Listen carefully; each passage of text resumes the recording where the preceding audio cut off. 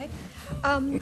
Firstly, I think it is increasingly recognised that price has I broaden that. Economic factors influence the choices people make, not only about the food they purchase, but also about their physical activity habits.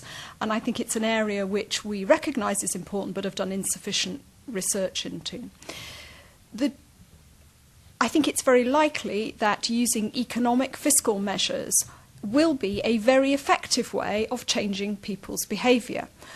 But that is a separate issue than the question of how one applies that fiscal measure.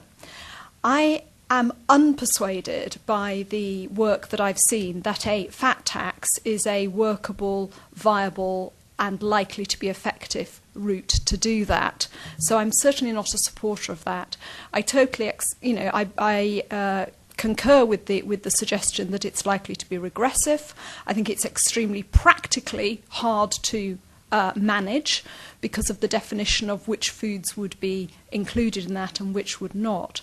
So I don't support that as a specific measure, but I do support the use of fiscal measures to change behaviour. If you're going to apply it on products, then I think some of the more successful schemes have been the ones in the US, which have used hypothecated taxation on sugary drink sales. And that I can at least see as being a practically workable scheme. But I think that we need to take a much broader view of what fiscal interventions might look like, and also consider those measures which are already in the system, which act as disincentives to healthy eating. So many of the promotional activities, buy one, get one free, tend to, without doubt, bring huge sales uplifts generally to the less healthy products.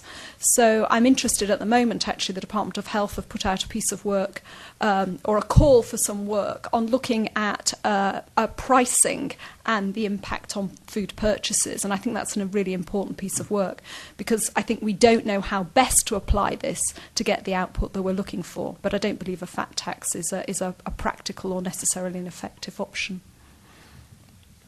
David, you would like to say some comments? Yes, I've been to quite a few meetings and conferences and discussions and this question does come up from time to time. What about a fat tax? And I've listened to a lot of arguments that seemed very coherent at the time as to why fat tax isn't a good idea.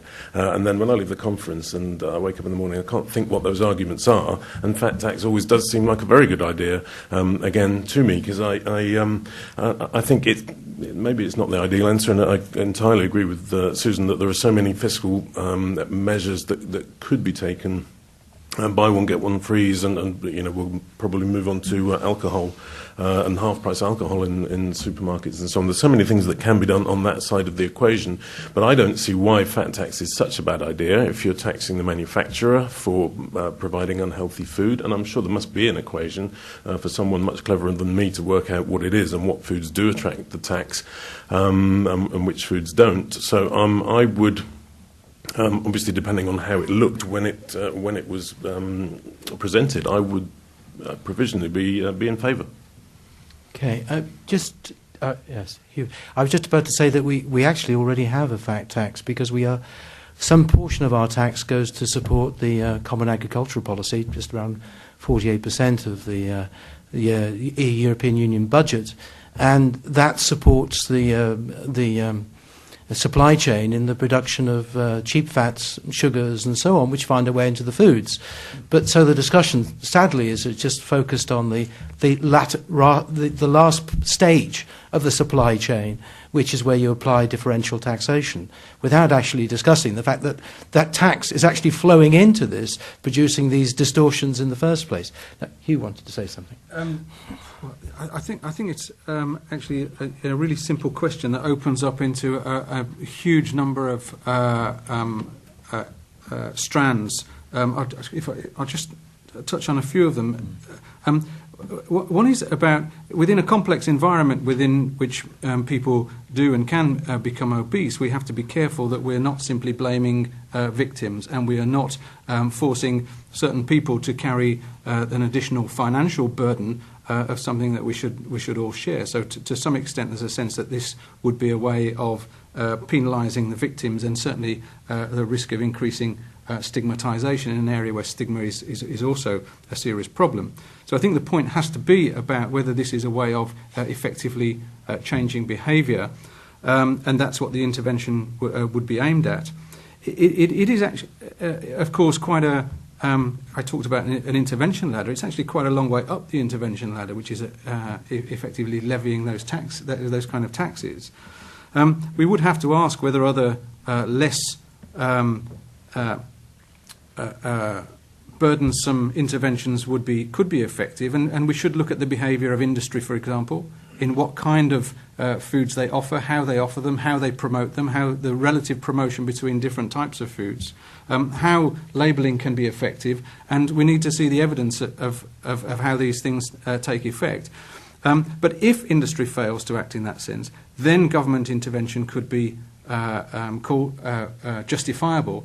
And interestingly, I mean, we didn't look at this question in our report, but we did look in the context of alcohol at how certain types of information campaigns were not effective in reducing alcohol consumption, but there's quite good evidence to suggest that increased pricing through taxation is an effective intervention to reduce alcohol consumption. So in that context, there is certainly a good weight of evidence, and evidence is going to be the key to this, as to what is effective and to what extent that makes it justifiable. Okay, David, you want to add something? Yeah, I just wanted to go back to the financial, fiscal side of the argument, because the most basic, I think, financial incentive is being done now at Kent PCT, where people are being paid money to lose weight, a financial incentive for weight loss, which I was very cynical about and thought that's not the way to make people lose weight. That's the wrong motivation, and what happens when you spend the money, you're going to put the weight back on, and can you re-earn it, blah, blah, blah. But the results do seem to be pretty good. Well, they're presented in a very skewed fashion, but even so, compared to some other genuine weight loss schemes, they seem to match up. And so, if that works, as it looks as though it may do, then fat tax, that's another form of financial incentive, much more indirect. But and again, as long as the person isn't being penalised themselves, because then it's just a deprivation tax, then I don't see why it shouldn't be piloted, looked into,